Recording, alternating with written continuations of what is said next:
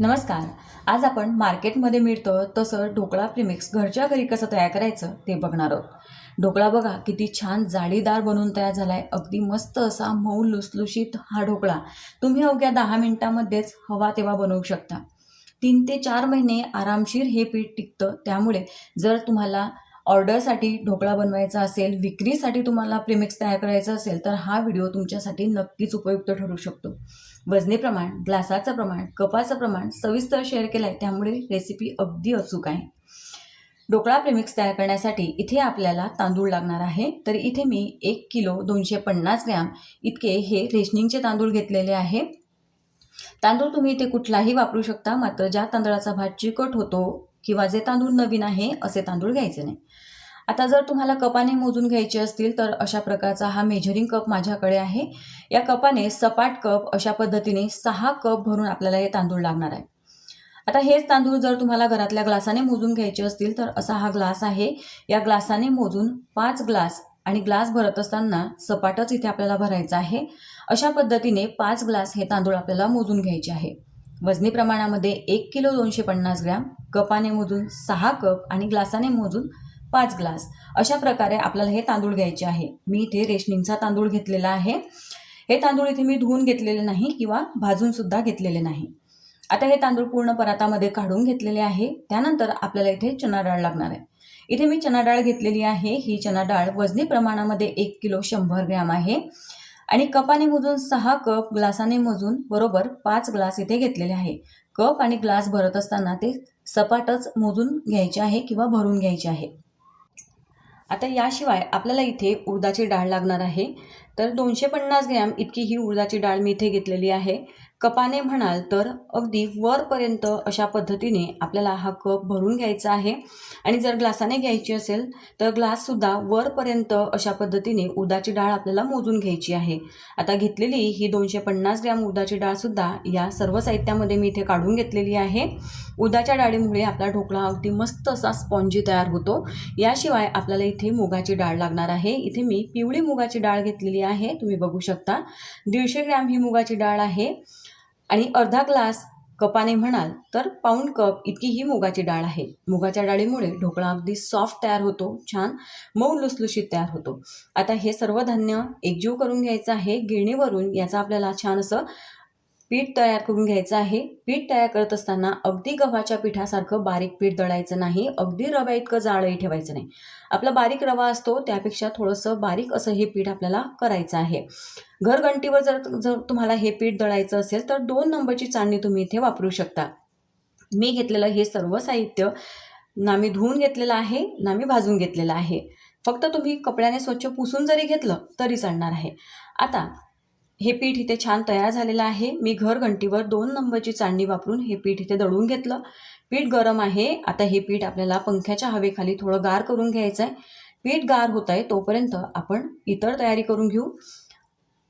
तर इथे मी मिक्सरचं भांडं घेतलेलं आहे. या मिक्सरच्या भांड्यामध्ये लिंबू पावडर घालणार आहे. तर इथे मी 80 ग्रॅम ही लिंबू पावडर घेतलेली आहे. लिंबू पावडर, लिंबू सत्व किंवा सायट्रिक ॲसिड अशा नावांनी ओळखलं जातं या साहित्याला. तर इथे 80 ग्रॅम आहे आणि आपल्या नेहमीच्या नाश्त्याच्या चमचाने म्हणाल तर 8 ते 9 चमचे आपल्याला हे लिंबू पावडर घ्यायची आहे. लिंबू पावडरमुळे आपल्या ढोकळ्याला मस्त अशी आंबट चव येते. आता घेतलेलं पूर्ण हे 80 ग्रॅम लिंबू सत्व मिक्सरच्या भांड्यामध्ये इथे मी काढून घेतलं. याशिवाय आपल्याला साखर लागणार आहे. साखरेमुळे आपल्या ढोकळ्याला छान गोड चव येते. शिवाय ढोकळा अगदी मस्त असा जाळीदार तयार होतो. इथे मी 250 ग्रॅम साखर घेतलेली आहे. ज्या कपाने ग्लासाने तुम्ही धान्य मोजून घेतलं त्याच कपाने आणि ग्लासाने बरोबर 1 कप किंवा 1 ग्लास इतकी साखर घ्यायची. त्यानंतर खाण्याचा सोडा लागणार आहे. तर इथे 50 ग्रॅम मी हा सोडा घेतलेला आहे आणि आपल्या नाश्त्याच्या चमच्याने म्हणाल तर 6 चमचे असा वरपर्यंत भरून हा सोडा इथे घेतलेला आहे. सोडा घेत असताना तो उत्तम क्वालिटीचा नवीन घ्या, म्हणजे घरामध्ये साठवून ठेवलेला खूप जुना असा सोडा घ्यायचा नाही. कारण सोड्यामुळेच आपला ढोकळा छान स्पॉन्जी तयार होतो, जाळीदार तयार होतो. जर सोडा जुना असेल तर मग हे ढोकळ्याचं प्रीमिक्स तुमचं बिघडू शकतं. त्यासाठी सोडा घेत असताना तो चांगल्या क्वालिटीचा नवीन घ्या. आता हे सर्व साहित्य इथे मिक्सरच्या भांड्यामध्ये मी काढून घेतलेलं आहे आणि आता अगदी बारीक अशी आपल्याला मिक्सरमध्ये याची पावडर तयार करून घ्यायची आहे. तर इथे छान अशी बारीक पावडर मी इथे तयार करून घेतलेली आहे, तुम्ही बघू शकता. आणि आता ही पावडर तयार करून घेतली तोपर्यंत पंख्याच्या हवेखाली हे पीठसुद्धा छान गार झालेलं आहे. आता या पिठामध्ये ही जी पावडर तयार करून घेतलेली आहे ही सर्व पावडर मी काढून घेणार आहे. अगदी गरम गरम पीठ असताना जर तुम्ही यामध्ये लिंबू पावडर किंवा साखरेची पावडर घातली तर पिठाच्या उष्णतेमुळे त्यामध्ये गोळे तयार होऊ शकतात. त्यामुळे पीठ पूर्णपणे गार करून घ्यायचं आहे. आता यामध्ये आपल्याला चवीसाठी मीठ घालायचं आहे. 110 ग्रॅम इथे मी हे मीठ घेतलेलं आहे आणि तुम्ही इथे बघू शकता हलक्याच अशा 4 मुठा इतकं हे मीठ आहे. मिठाचं प्रमाण तुम्ही थोडंसं कमी किंवा अधिक तुमच्या चवीनुसार करू शकता. मात्र 110 ग्रॅम अगदी परफेक्ट प्रमाण आहे. आता हे सर्व साहित्य इथे आपल्याला या पिठासोबत छान असं मिसळून घ्यायचं आहे, मस्त असं एकजीव करून घ्यायचं आहे. पीठ अगदीच गरम असताना लगेच तुम्ही यामध्ये हे सर्व साहित्य बारीक करून जर घातलं तर पिठाच्या उष्णतेमुळे यामध्ये गुठळ्या होतात, पीठ व्यवस्थित मिक्स होत नाही आणि मग तुम्हाला हे पीठ पूर्ण चाळून घ्यावं लागतं, त्याच्या गाठी मोडून घ्याव्या लागतात किंवा मग तुम्ही जर हा सर्व पसारा नाही केला तर मग आपला जो ढोकळा आहे तो व्यवस्थित तयार होत नाही. त्यामुळे एवढी काळजी तुम्हाला घ्यायची आहे. आता पिठामध्ये हलक्या हाताने सर्व साहित्य मी एकजीव करून घेतलेलं आहे. मस्त असं हे पीठ इथे बनवून तयार झालेलं आहे. आता हे पीठ तुम्ही एखाद्या हवाबंद डब्यामध्ये किंवा एखाद्या स्टीलच्या डब्यामध्ये भरून ठेवू शकता. 3 ते 4 महिने हे पीठ आरामशीर टिकतं. जर तुमच्याकडे दमट वातावरण असेल तर अशा वेळेस तुम्ही हे पीठ झिपलॉक बॅगमध्ये भरून किंवा एखाद्या हवाबंद डब्यामध्ये भरून फ्रीजमध्ये सुद्धा स्टोअर करू शकता. इथे मी स्टीलच्या डब्यामध्ये हे पीठ भरून घेतलेलं आहे. आता यापासून ढोकळा कसा तयार करायचा ते बघूया.